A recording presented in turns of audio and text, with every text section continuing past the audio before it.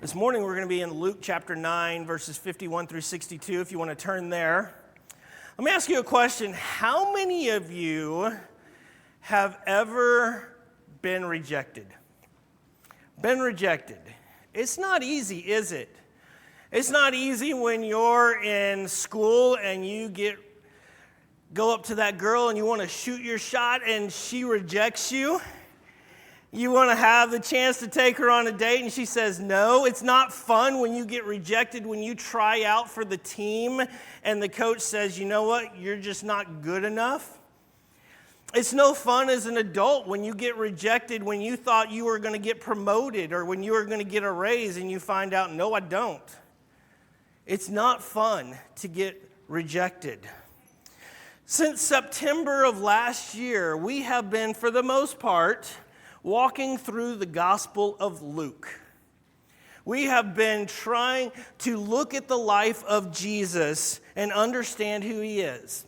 And for the first part of Luke, we have been in what the scholars call the Jesus authentication section of his book. This is where Jesus is proving to people that he is the true Messiah. And Luke has done that by showing us the genealogy of Jesus. Where did he come from? He's showing us the story of his miraculous birth that is unlike any other person who's ever lived. He talked about Jesus being baptized, and he's standing in the river, and God the Father speaks, and the Holy Spirit descends. It's a very unique baptism. We have been talking about how Jesus heals people. He raises people from the dead. He casts out demons. His message is repent. The kingdom of God is coming. Follow me. And so all of this first part of Luke has been authentication that Jesus is the Messiah. Today, we're going to make a pivot, and we're going to enter into the second part of Luke. And what this section is called is the Jesus acceptance section. This is the section where Jesus is going to point his face towards Jerusalem. As he looks at Jerusalem and he knows what is coming next. That is what the rest of the book of Luke is going to be about, is Jesus' journey to Jerusalem and all the events that will happen in Jerusalem itself. And what we're going to see is that throughout the remainder of Luke, and what sadly we see today, is that many are going to reject Jesus. Many people will turn their back to Jesus. And in light of that rejection, Luke is going to show us how does Jesus react to it. When Jesus is rejected, what is his reaction to the people that reject him? And also, what does Jesus teach his followers, us? If we say that we're a follower of Jesus, what is he going to teach us about two things? One, what does it mean? What does the call to be a follower of Jesus entail? And two, how does a follower of Jesus live in a culture that rejects Jesus? So if you're a follower of Jesus, he's going to show us, this is the call that I've given you. Are you ready for it? And when you live in a culture, a society that does reject Jesus, how to react to that culture itself. So let's look at beginning in verse 51 this morning. It says, when the day drew near to him to be taken up, he set his face to Jerusalem. And he sent messengers ahead of him who went and entered a village of the Samaritans to make preparations for him. But the people did not receive him because his face was set towards Jerusalem. So for the last 2 weeks, Luke has been setting up this verse. You remember 2 weeks ago, we talked about how Jesus took his disciples, Peter, James, and John, up on the mount. And up on the mount, Moses and Elijah appeared. And the conversation that Moses and Elijah had with Jesus was about Jesus going to Jerusalem. Last week, Jesus cast out a demon from a boy who was sick with a demon. And as soon as he cast out the demons, his disciples, his apostles, are amazed. And Jesus directly goes to them and he says, "The Son of Man is about to be handed over." Jerusalem was constantly Jesus' focus because the death, burial, and resurrection of Jesus is the ultimate miracle. It is the ultimate proof that Jesus is who he says he is. The story of Luke has been answering the question, who is Jesus? The resurrection is the ultimate proof of who Jesus is.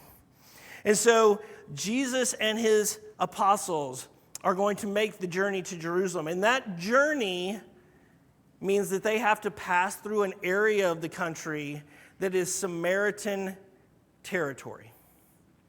Now, the Jews and the Samaritans have hated each other for hundreds of years. It actually was going to make this journey very uncomfortable for the apostles because they were having to go through this territory. This story goes back to 722 BC and the Assyrian army. In 722 BC, the Assyrians came in and conquered the nation of Israel. And when you look in 2 Kings chapter 17, you read this story of what happened. The Assyrians come in and they capture Israel and they take most of the people captive. And they drag them back to Assyria to be slaves. There were a few from Israel that escaped into other countries. And then there were a handful of people that went and hid in the mountains of Israel. Israel has lots of mountains in the country. And there was a handful of people that when they invaded, the Assyrians invaded, they went to the mountains and they hid in the mountains so that the Assyrians wouldn't find them. And so what happened is the king of Assyria, after a short period of time, he's taken all these Israelites out of the country and he wants to repopulate it. And so what he does is he starts sending Gentiles to move into Israel. And as these Gentiles start to settle in the nation of Israel, those Jews who had hidden out in the mountains, they start to trickle back down. And over time, the Gentiles and the Jews start to intermarry.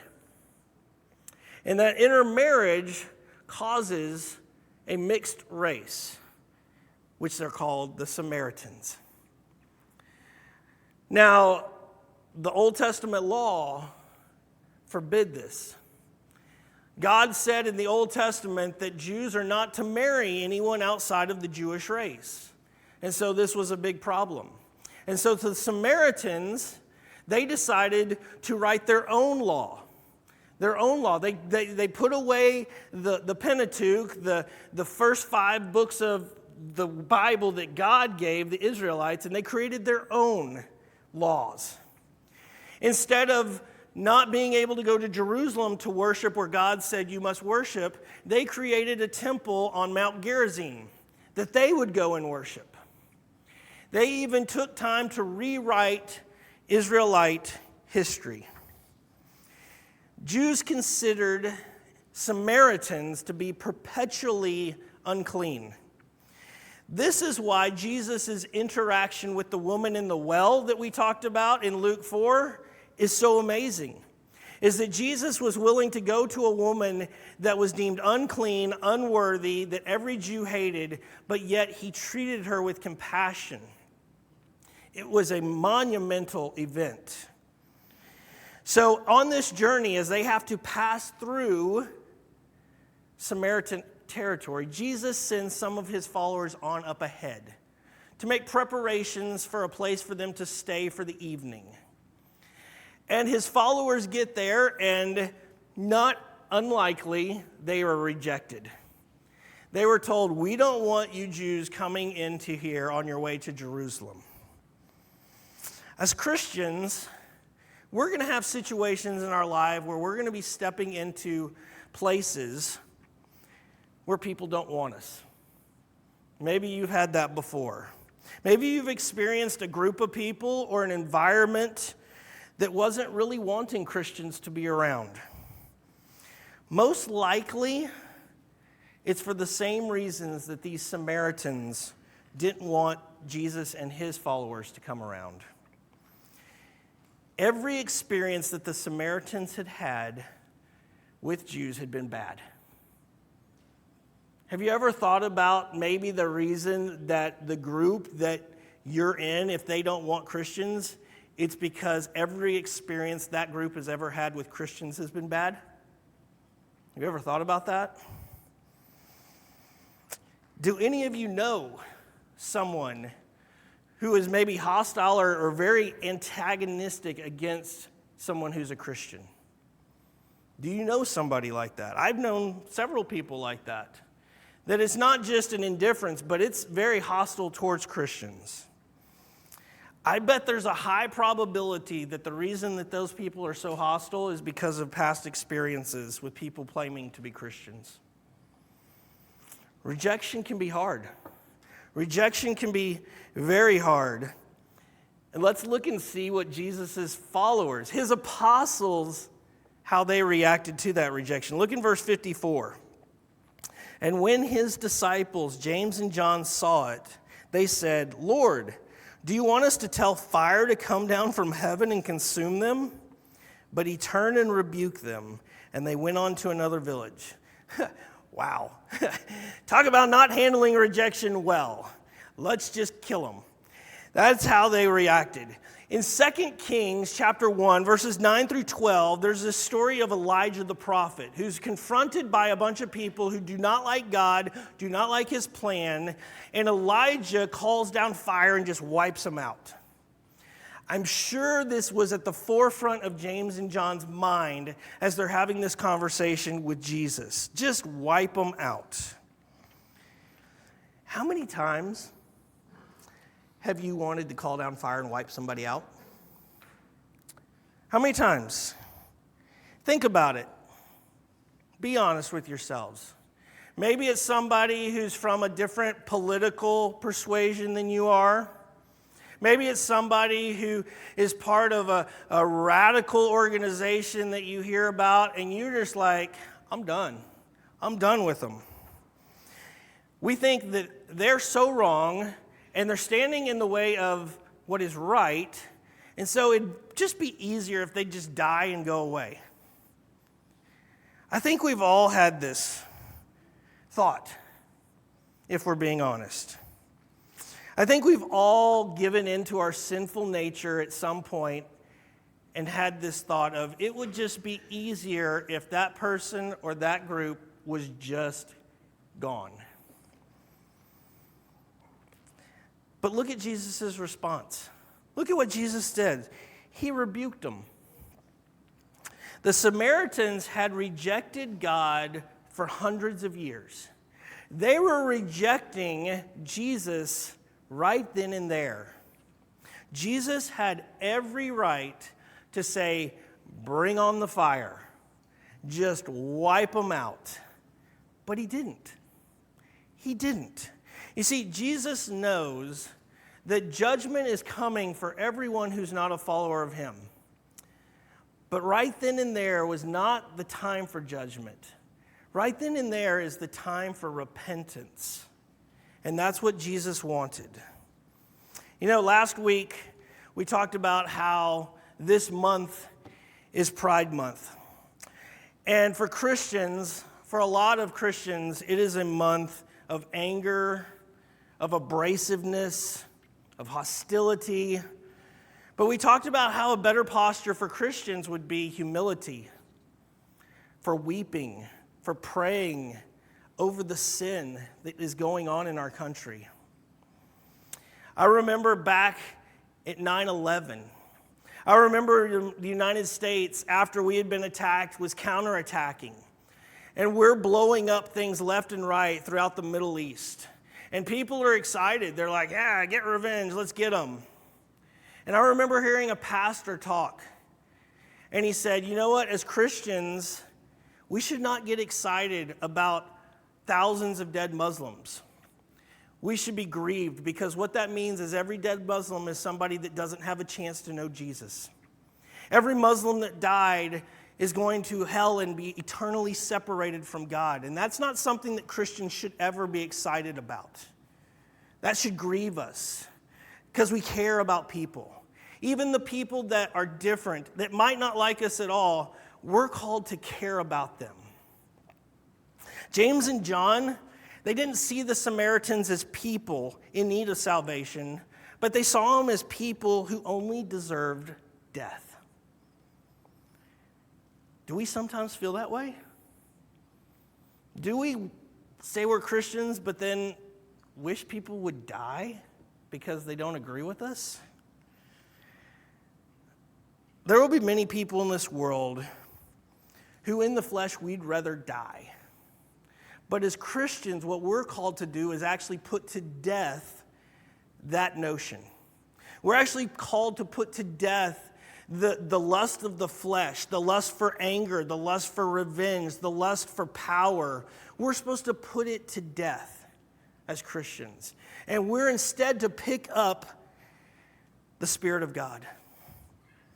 And the Spirit of God will cause us to have compassion for those who disagree with us. It will cause us to have compassion for people who are far from Jesus. When we have that compassion, in the way we interact with non-Christians, God may not choose to save them immediately. But maybe He's using us to plant a seed. And maybe somewhere down the road, somebody will come and take that seed and will water it. And God will cause that seed to grow. And we may not this side of heaven ever see the fruit of it. But as Christians, we're called to plant the seed, to water the seed, so that God will grow it eventually. I want to let you know of a little secret. I was in the business world for a long time, and I trained salespeople. I trained people that would go door to door with businesses.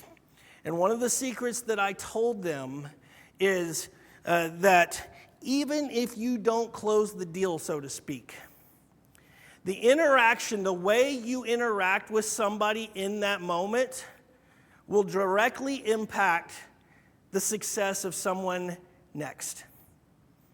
And what I mean by that is the way you interact with that client, with that customer, with that potential customer, if you treat them really poorly, the next time one of the salespeople comes to call on them, they're automatically going to be defensive. Does that make sense?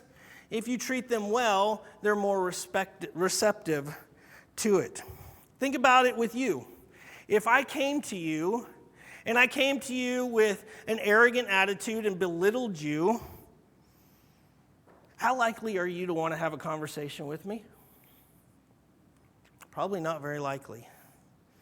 What about if I came to you and I was humble and I asked a lot of really good questions because I really wanted to get to understand you and I wanted to understand where you were coming from, and I didn't want to just create a bunch of straw men that doesn't really exactly mean what you mean, but I actually could go and tell you exactly what you think just to make sure? Would you be more likely to have a conversation with me?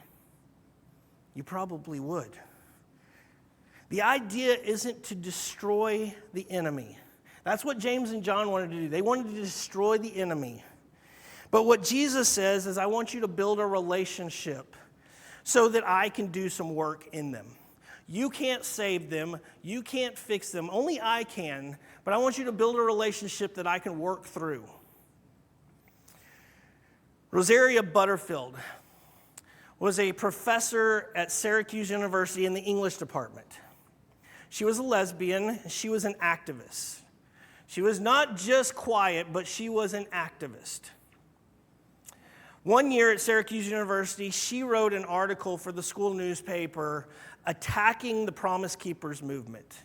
For those of you who aren't familiar with Promise Keepers is a men's ministry that's been around for decades, trying to help men know how to live for Christ, be godly husbands, be godly fathers. As an activist for the lesbian community, she was very much against the concept of Promise Keepers, and she wrote a scathing article for the newspaper at Syracuse University blasting this organization. A Presbyterian minister in Syracuse, New York, read that article and reached out to Rosaria and said, "I would love to meet with you, have a conversation with you." And she graciously agreed. And over the next several months, this pastor and his wife built a relationship with Rosaria and her partner, even to the point of having them over to their house for dinner to have conversations. The conversations originally were just get to know you. But as God would lead, eventually those conversations would move to things of spiritual depth. Over the time, that relationship was built, and God started to work on Rosaria's heart. In 1999, she gave her life to Jesus Christ and left the homosexual lifestyle. God used a couple, nobody special, but a couple who was willing to step into an uncomfortable situation. And instead of saying, "God, call down fire and just destroy them," they said, "We want to build a relationship in order to open the door to talk about Jesus." Just as God used that couple, I believe he's willing to use each and every one of you if you're willing. I believe God is just saying, open your heart to the possibility that somebody that you disagree with, somebody that you don't like, somebody that doesn't like you, you might be able to be used by me to move in their lives. I think that's what Jesus is calling us to do, is to not be so angry, not be so bitter about things, but to say, hey, how can we show humility, compassion, the love of Christ, the truth of God, build relationships, because God can change hearts. God can change hearts. What we see in this last section is Luke is going to introduce us to 3 different people. These are people that want to be followers of Jesus. Now, in this ministry that we've seen through the first 9 chapters of Luke, tons of people have said they wanted to follow Jesus. But Jesus is about to say, do you truly want to follow me? Do you truly want to count the cost to follow me? Let's look at verse 57. As they were going along the road, someone said to him, "I will follow you wherever you go." And Jesus said to him, "Foxes have holes, and birds of the air have nests, but the Son of Man has nowhere to lay his head." This first person makes a really good statement, doesn't he? I mean, maybe you have even said what this guy said. You've said, "God, wherever you want, I'll go. You just tell me, God, and I'll go. You just tell me where you want me to go." Maybe some of you have said that at one point in your life. Jesus' response to this is really interesting, isn't it? Jesus' response is that if you're going to follow me, you must be willing to give up everything, even the comforts of the place you sleep. Let's think about our homes for a second. Think about the place you live. This home, it gives you security, doesn't it? When you think about it, you have security. Schools can be crazy. Our jobs can be chaotic. I mean, honestly, nowadays, just going out in public anywhere has some sort of risk to it.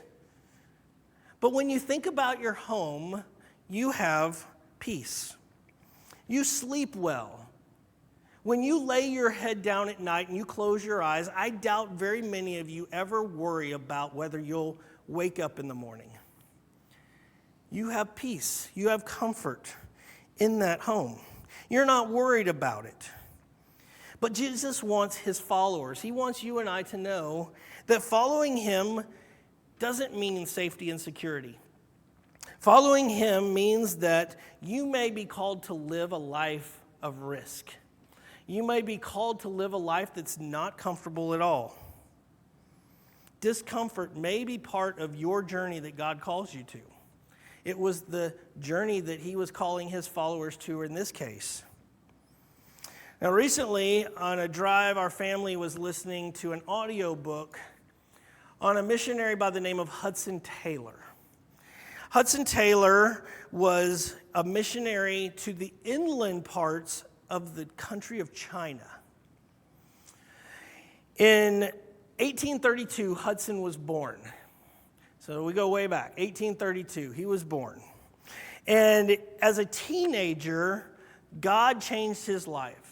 God saved him, God called him, and he spoke to Hudson telling him that I want you to go to the people of China.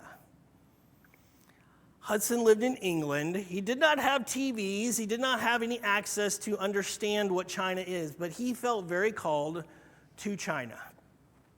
At that point in time, in 1853, at just 21 years of age, Hudson Taylor boarded a boat from England to the country of China, not knowing what to expect once he got there, but just knew that God said go. And he was willing at 21 years old to do it. Now, for many years, missionaries had been going to China. Along the coastline of China, there were many mission organizations. But going into the inland of China was an impossibility, especially for a white person. White people were like demons to the Chinese people. They were scared of white people. And so going to the inland part of China was an impossibility for a white man. But God spoke to Hudson, and Hudson believed that God wanted him to share the gospel with every person in China. And so for 54 years, Hudson Taylor lived in China, building a mission organization that would reach the whole country of China. That's a really big country. During those years in China, it was not easy. His home was attacked by the Chinese, and his family was threatened to be killed multiple times. Over the 54 years in China, Hudson Taylor's wife died of disease. Multiple children died of disease in China. Even Hudson himself had to return to England for a few years to recover from illnesses that there was no cure for in China. But he always went back. In 1905, Hudson Taylor died, leaving a legacy of over 800 missionaries in the inland of China. He started over 125 Christian schools in the country of China. He opened 300 mission stations in the country of China. Over 20,000 Chinese people came to know Jesus Christ because of Hudson Taylor and the missionaries that came through the China Inland Mission Organization. When Hudson Taylor reads these verses, he understands the cost. He understands that I may not have a place to lay my head, but I'm going to follow Jesus wherever he called me to go. In verse 59, we see the next person that Jesus encounters. To another he said, "Follow me." But he said, "Lord, let me go and bury my father." And Jesus said to him, "Leave the dead to bury their own dead.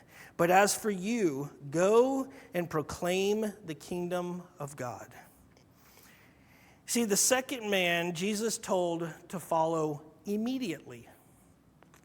And the man's reply to Jesus seems to be pretty reasonable, doesn't it?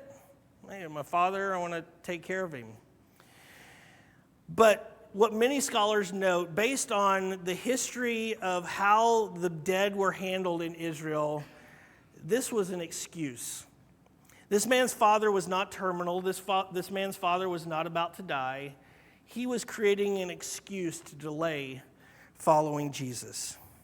And so Jesus' reply was to him that spiritually dead people can go bury physically dead people. That's a priority.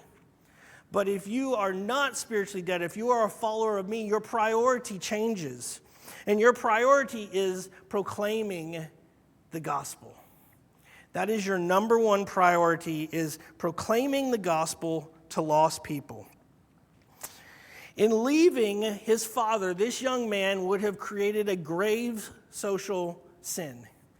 The people in his community would have looked down on him for leaving his father. He would have also forfeited his inheritance. Many people think that's probably the primary factor why he wanted to wait, is he wanted to wait on the inheritance from his father before he was willing to follow Jesus. But Jesus' demands of his followers are radical. They cut across social norms. They ask for immediate response. The excuses that we tend to give people, God doesn't buy our excuses. He's looking for immediate, because Jesus knows us. Now, have you ever thought about this? Have you ever thought about when somebody asks you to do something, if you don't do it immediately, it typically never gets done? You ever thought about that? Amanda can vouch for it. She asked me to do stuff, and then it takes a polite reminder to do something, you know? Some of you may know how that goes. That's how it typically goes. If this man didn't immediately respond to Jesus, he probably never was going to. And so Jesus told him, let the dead bury the dead. Follow me now. Maybe that's what he's saying to you. Maybe right now in your life you've got God telling you to do something, and you're like, well, God, just wait. I got a good reason. I promise you it's a good reason. And Jesus and God is saying, I need you to act now. I don't need you to delay. I need you to follow me now. That is the important thing. And then we see the third and last man in verse 61. And yet another said, I will follow you, Lord, but let me first say farewell to those at my house. Jesus said to him, no one who puts his hand to the plow and looks back is fit for the kingdom of God. You see, this third man expressed interest in following Jesus, but he wanted to say goodbye to his family. Once again, this seems like a reasonable thing, doesn't it? You read it and you go, this is reasonable. He wanted to say goodbye to his family. But Jesus knows our hearts. Jesus wanted this man to understand that our earthly families, although they are important, are secondary to him. That when you're a follower of Jesus, everything else, including your own family, is second. In plowing a field, you have to look straight. If you don't look straight, if you look back, you're going to veer off course. It's the same thing with Easton right now. We're teaching him to mow the lawn. And the thing we teach Easton is look straight, follow the line so that you go straight. But if you're looking all around, you're going to veer off and you're going to miss grass. It's the same concept. This man in this moment had to make a choice. He could not continue to look back. He had to choose between his physical family and his spiritual family of following Jesus. Maybe that's what's holding you back right now, is you are being held back because you know God has called you to something, but you're worried about what your family will say. And Jesus is saying, follow me. Follow me. Luke never tells us the responses of these three men. He never tells us what ends up happening with this. But the story is very evident of what Jesus is wanting. Jesus wants our undivided allegiance. He doesn't want us to come up with excuses about comfort. He doesn't want us to come up with excuses about family, about friends, about jobs, about income. He wants us to follow him completely and count the cost. Hudson Taylor and countless other Christians throughout history have counted the cost. And they have determined that following Jesus is worth it. Following Jesus is worth whatever the cost is in their life. Whatever the sacrifice may be, Jesus is worth it. If you're a Christian, if you say, I am a Christian, then every day you wake up and you have to count the cost. You have to count the cost of who will not like me, what is the downside to following Jesus. And you have to make a decision whether it's worth it. I think one of the great failures of the church throughout the years has been to tell people that following Jesus is easy, or it doesn't demand any sacrifice on your part. It is actually the opposite. We have taught people that, hey, come to Jesus. You don't have to change anything about your life, but you're guaranteed you won't have to go to hell. This is a great deal. But that's not what Jesus told us. That's not the message of Jesus. The message of Jesus is it's going to be hard. It's going to cost you. You need to know that up front, that it's not easy. That's why so many outright denied him. That's why he was rejected by so many people.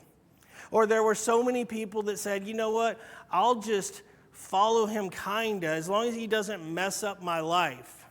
That they believed that if I just say the magic words, or if I get baptized, or if I walk an aisle, or I do whatever I'm supposed to do, that I'm okay. But that's not the truth. The truth is that Jesus cares about your life. He cares about your eternity, and he cares about your life today.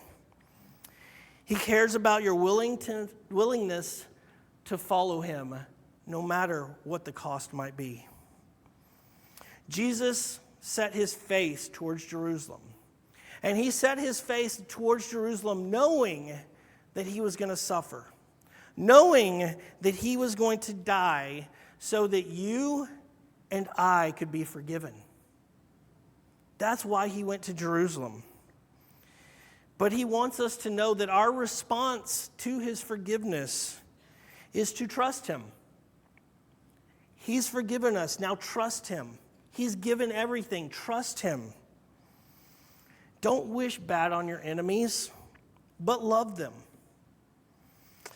Don't place anything, family, career, friendships, security, above him. Trust him. Follow Jesus' commands even when they're hard. Even when they're hard. Because Jesus is the reward. And that is the greatest reward that you will ever find, is Jesus himself. Not heaven, not the streets of gold, not the mansions. It's Jesus. Jesus is the reward. He is what is worth living for. Now, I know this message this morning isn't a feel-good, kumbaya message, but it's the truth, and I care about you, and so you need to know the truth. That following Jesus is not easy. It's not meant to. It's meant to be hard. It's meant to trust him. Jesus loves you. He does, and he wants you to follow him. But count the cost. Count the cost. Today I want to ask you, if you have not trusted Jesus before, today would be the day to do it. Trust him. Tell him that you want to follow him. Not just for eternity, not just to have eternal security because he's forgiven you, but trust him today to lead your life. Trust him to point you in the direction he wants you to go, and then follow him in that direction. I want to encourage you to do that today. Don't wait. Don't make excuses. Don't say, well, I've got to go do this or I've got to take care of this. Follow him today because he loves you. It's the best thing you will ever do with your life is to completely surrender. Completely surrender. Jesus loves you. He gave himself for you. And all he wants is for you to embrace that. Embrace his forgiveness. Embrace his love. And when you do that, you can't help but want to live for him because he's been so good to you. That's the message of Luke this morning. Follow him. Trust him. Don't be bitter. Don't be angry. But just trust him. Trust him when you don't understand what's going on. Trust him when it's confusing. Trust him when it's hard. Trust him. He's there. Let's pray. Father God, we thank you for this morning. We thank you for the opportunity to gather and to study your word, Lord. It's not easy. It is hard to give up the things that this world tells us are important. But we want to trust you, Lord. Please work on our hearts. Work on us. Cause us to want to follow you. The things that are excuses, the things that cause us to step back, Lord, reveal to us that sin and change us. And Lord, this morning as we continue our time of worship, Lord, I pray that you would just speak. That you would convict of sin, that you would surround us with your love, letting us know that you're not here to condemn us, but to give us life and to show us love, and that love is through you. And so if there's anyone that needs prayer this morning, I'll be down front. You're welcome to come. I would love to pray with you. If you are a follower of Jesus Christ, you have given your life to Jesus Christ, in the back corners, there is communion available for you or you and a family member to go and just take time to spend with Jesus and just thank him for who he is. Whatever it is that you need to do this morning, do it. Don't worry about what anybody thinks. Don't worry about what anybody sees, but just spend time thanking Jesus for who he is. If you don't know Jesus, talk to him. Tell him you want to know him. Tell him you want his forgiveness. He will do it because he loves you. We thank you, Lord, for this morning. In Jesus' name, amen. Amen.